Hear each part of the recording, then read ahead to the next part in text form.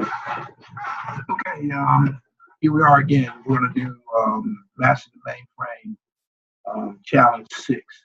This is Cameron Say, and I'll be guiding you through this activity.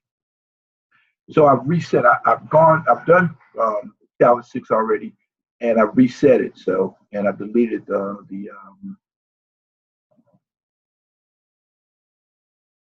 hashtag 06 member in P2 output.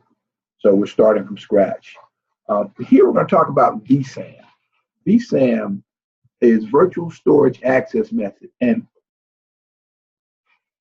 please don't try to memorize, what the letters stand for in our acronyms. All you have to know is VSAM. Nobody really cares that you know what the letters stand for. Well, at least I don't. I can't stand, because some professors are a stickler for that, but I'm not. I don't care if you memorize what the letters mean in terms of words, but I do care that you understand what VSAM is. So VSAM is one of these things called an access method for data on the mainframe, and is probably the most powerful access method in terms of speed and the ability to access large pools of data very quickly. This is not the hard drive on your PC, although the electronics of it are very similar. Mainframe storage, and we call mainframe DASD, Direct Access Storage Device. Again, just understand DASD. Don't try to memorize what the letters mean. But so the physicality and the basic way they work are similar between your PC's hard drive and the disk on a mainframe. However, the similarities stop when it comes to performance. Mainframe storage can access much larger pools of data much quicker because it has to. It has to access tables with millions of records in them, credit card processing, tax transactions, etc. So it's the need is for size and speed, and VSAM is the Cadillac of access methods. So VSAM is really a semester course in and of itself. We're only going to scratch the surface of VSAM now. And the way I teach my students is the fundamental thing they need to know about VSAM is that it's based on indexes and keys. So indexing is a way to reorganize data logically rather than physically. There are these things in memory addresses called pointers. So a pointer in address A will point to an address B, right? And that way you can link data. And so that's an index. And keys are just values that work with indexes, right? Some of you had database courses. So a big thing in relational databases is the primary key, which is a unique value, like Social Security number. So VSAM is based on indexes and keys. We're not going to get into a lot of the detail, but I do encourage you to read the background thoroughly because it will help you understand what we're doing. This is a really good example of you getting a feel for how data sets and files are managed internally in the mainframe, and in particular VSAM. So I'm going to scroll down to where the challenge starts. All this information is very beneficial, but the background information is very beneficial. But you should have some familiarity with JCL by now. We've had an exercise with it. We will have more. So let's start the challenge. So first thing we're going to do is we're going to submit a job, okay? Meaning we're going to submit a request for the system to do some work. And I think I've already logged on. Yeah, I have. Let me back out of this so I can start where you're coming in. Oh, time me out, so that's fine. I have to log back in, no problem.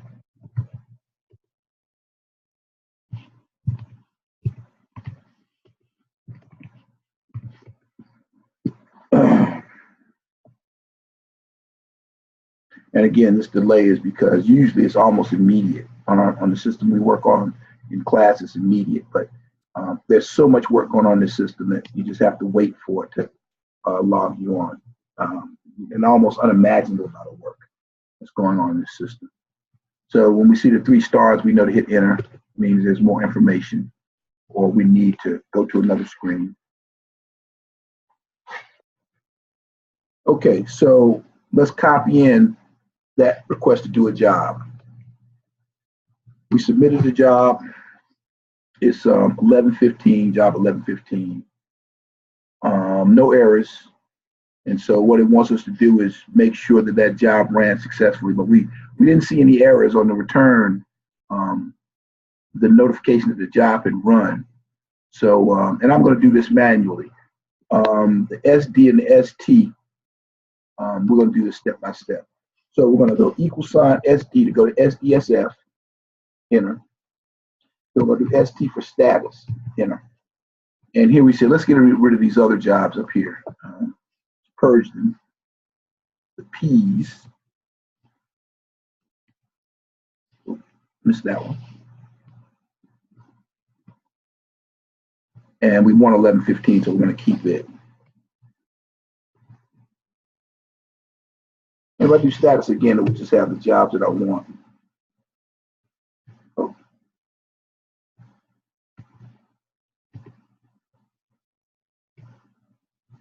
Okay. So let's look at this. And all I'm really looking for here is to see that the return code is 0 and their return code is 0. So, I mean, there's a lot of information on these screens, but my job is to direct you to what you need to be looking for. All of it has meaning, and I don't claim to know what all this stuff means on here. I really don't. I just know what I need to know to make sure my job ran. So it says the job ran well without any errors. And we're going to look at some clusters now. So what it's doing is clustering disk to store VSAM data. So let's look at it with that 3.4 equal 3.4 again. Instead of me toggling the screens, I'm just going to show you how to get to it quickly with equals 3.4 or equals whatever you want. And then again, you see the prefix DS name level is not checked because I want to get all of my data sets. So I have Z00745 here. Hit enter, and we see we have these new data sets here. Okay. And so what does it tell us to do? And my high level qualifier is Z00745. So that's my high level qualifier. And you see that all of my data sets have my ID as a high level qualifier. Okay. So what does it ask us to do? Oh, so it asks us to put the syntax in here. I'm just going to copy it, and it just says put it over here somewhere. Doesn't matter if you overwrite part of it. Hit enter. And that's going to give you some more information about the data set. A lot of information about the VSAM data set. So we're not really looking for anything here. It's just showing us the type of information that you see. And it says you can enter that syntax, that list C, meaning list catalog of that data set. ENT, I don't really know what ENT // means, but it does something, right? It does something.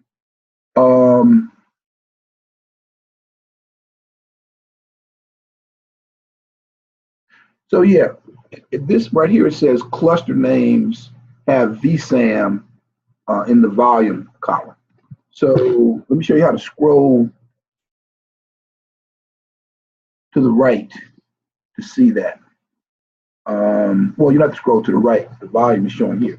So we have one that ends in ESDS. That's a type of VSAM, and it tells you in the background information that there are 4 basic VSAM types. and explain to you what those are. So KSDS says VSAM. LDS, which is linear,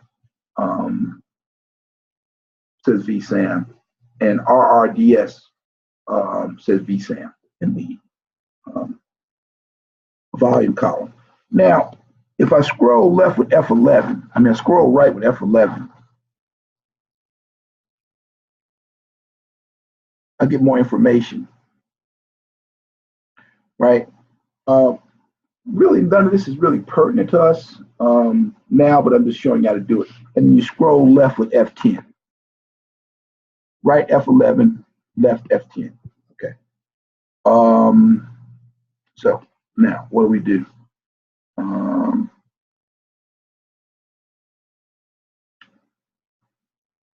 And so the organization DS.org is VSAM, VS for VSAM. We're not going to use this optional submission here. I've discovered a little trick that I can show you to verify that what we need to edit, we need to make is going to be made. So don't worry about that for now. Now we're gonna edit member job 6 in the data set JCL. Again, I'm using the verbiage of the mainframe. So there's a data set called yourID.jcl, and then in there, there's a member or a file called job 6, and we're going to edit that file. Okay. So let's go to JCL, the data set JCL. These are data sets. Let's go to the member job 6. Okay. Now it asks us to do something. So we need what we need to do is go in here and make the average record length 100 and the maximum record length 1024. Okay, those are bytes, 100 bytes, 1024 bytes. So we have to go in and edit. I'm not going to show you how to do it, but I'm going to show you. So you see record size. So I'll let you come to your own conclusion about what needs to happen with that. And again, it explains to you what the syntax means, and there's documentation that shows you how to determine record size. I'm not going to read the doc for you. I'm going to point you to, I think this is it here.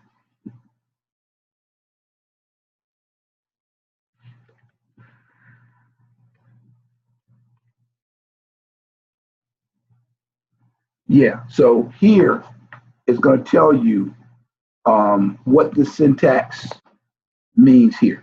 Okay, so now I'm going to pause the screen and then let's look at the whole file. And now, mind you, so this KSDS, we've got to change KSDS, the cluster KSDS. We've got to change the cluster. And again, I'm going to change my page scrolling from, my scrolling from page to 3 lines. And you see that's KSDS, okay. And ESDS and RRDS. Now these are types of VSAM, but we don't do anything to LDS with the linear VSAM data set. So I'm going to pause it and I'm going to make the edits that I need as per the requirements of the challenge, and I'm going to come back after that's done. I can't do everything for you. Okay, I've made the change and I'm back with you. I made the change and let's go ahead and see what it wants us to do. Remember, we had to edit those types of, in number 3, the KSDS, ESDS, and RRDS clusters need the record size to be an average length of 100 and a maximum length of 1024. Those are bytes. And so I made the changes in job 06, remember job 06, and I'm going to run it again. I guess I can go ahead and do it the way they're doing it here. It won't hurt anything.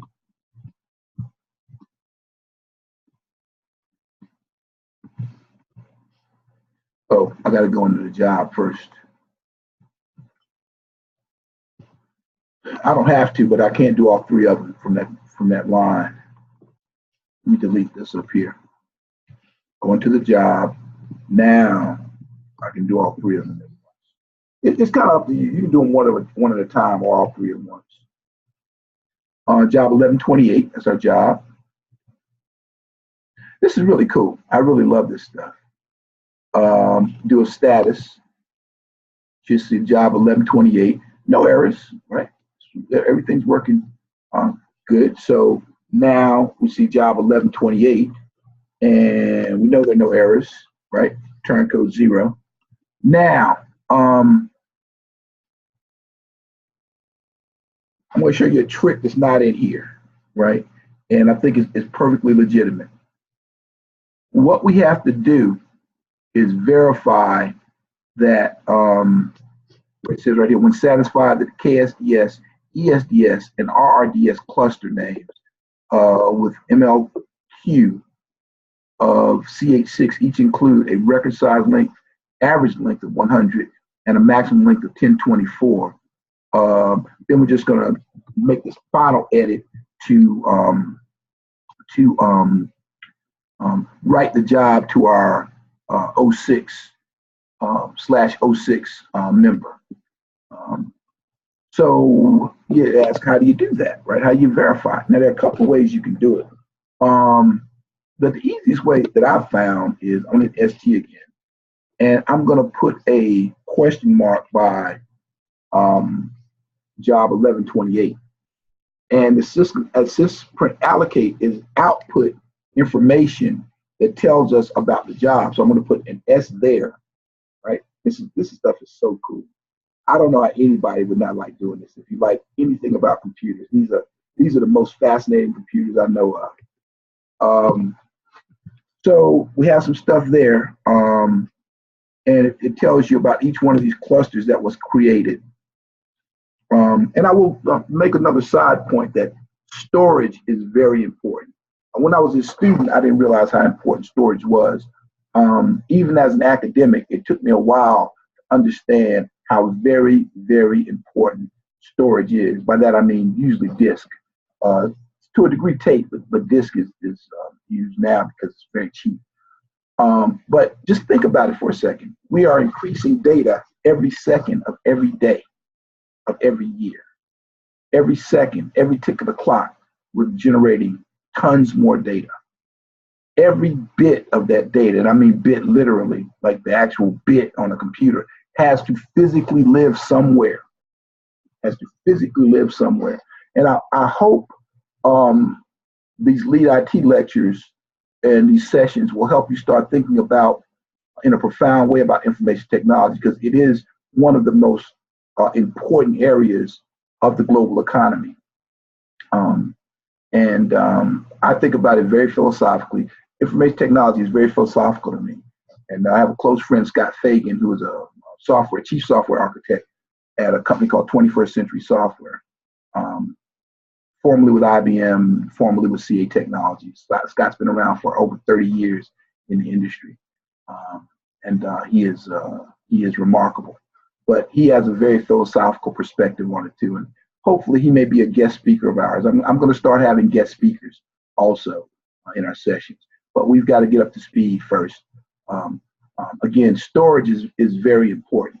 So we're in this output area, okay? And we see that we deleted some stuff to start off as per the job instructions. But here, so we see KSDS, right? Record size. And you should understand what this syntax means here if you look at the doc. So that's our verification there. That's our verification there.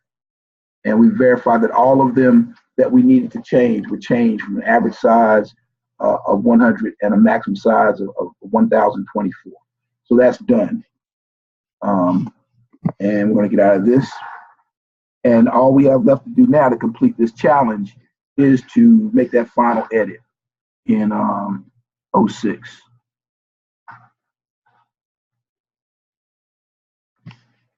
First, I want to verify that there is not a 06 member before I run on job 06 again.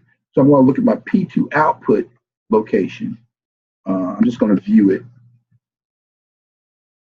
And you see member 5, but not member #6, okay? So what we're going to do now is we're going to generate, we're going to make an edit in that job that will allow it to output. How come my key's not working?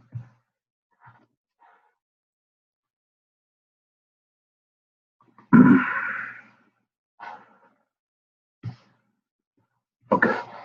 We're going to make an edit in JCL job 6.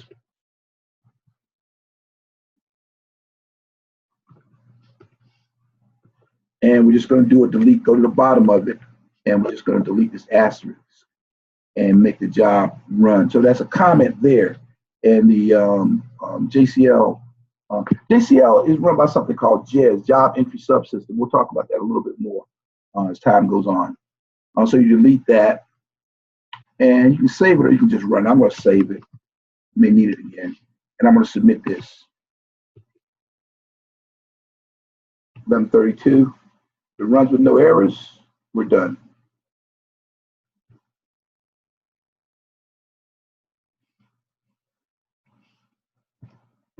Equal SD, no errors. Good.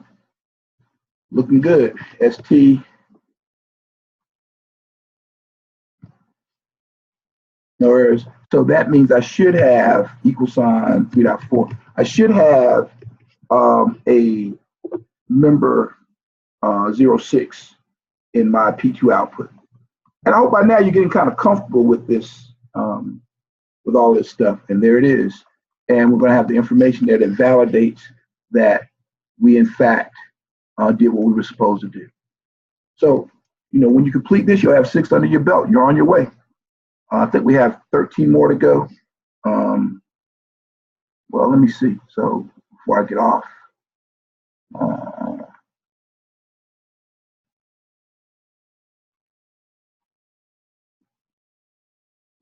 we have 15.